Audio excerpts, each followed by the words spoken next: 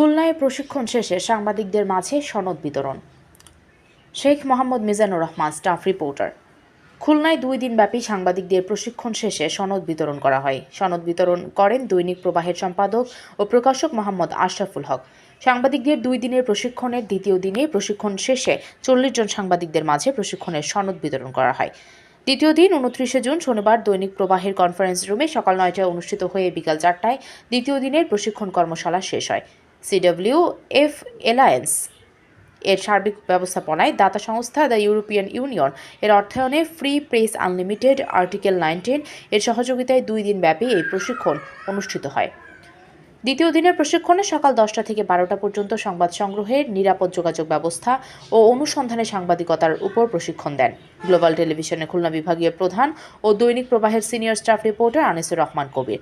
সকাল 12টা থেকে 1টা পর্যন্ত রিপোর্টিং ও প্রাথমিক চিকিৎসার উপর প্রশিক্ষণ প্রদান করেন দৈনিক প্রবাহের চিফ রিপোর্টার মোহাম্মদ নুরুজ্জামান। দুপুর 2টা থেকে 4টা পর্যন্ত প্রশিক্ষণ দেন Northern University of Business and Technology বিশ্ববিদ্যালয়ের সাংবাদিকতা ও গণসংযোগ বিভাগের বিভাগীয় প্রধান মুস্তাফিজুর রহমান রনি।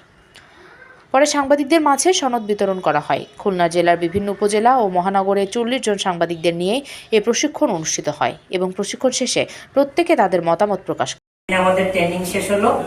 আমরা এখন যেটা করব সেটা হচ্ছে, আমাদের যেহেতু একটা সনদ রয়েছে, স্যার অসুস্থ, যার কারণে স্যার বিকেলের সেশন আসতে পারবেন না।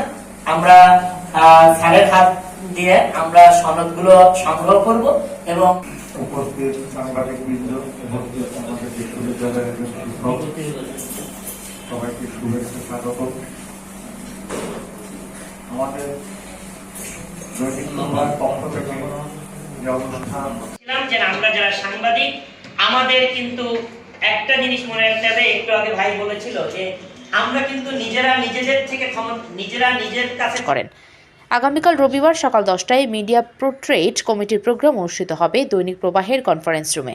উক্ত অনুষ্ঠানে মিডিয়া প্রোটেক্ট কমিটির 90 জন সাংবাদিকদের উপস্থিতির মাধ্যমে সাংবাদিকদের সুরক্ষার জন্য প্রস্তুতি গ্রহণ করা হবে।